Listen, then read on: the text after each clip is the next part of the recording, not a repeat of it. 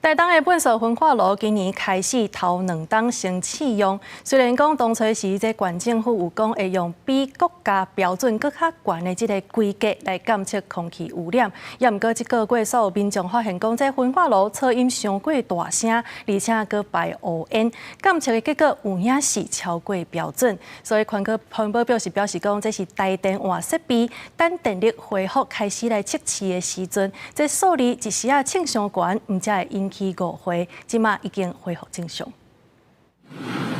住伫台东县本所焚化厂附近的民众，顶礼拜连续几夜暗，拢录到焚化炉发出真大声音，一时也翕到烟筒呛出乌烟，厂区外的及时监测看板也关起来，烦恼空气污染外泄。环境部的监测网第14也记录到台东县焚化炉的氮氧化物捌超过180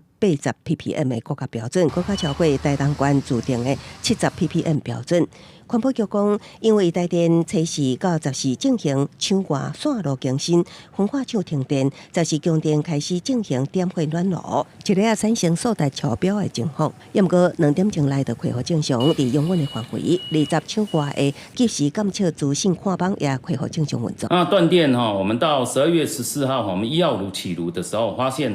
我们的这一个面板系统不稳定所以当时我们把面板系统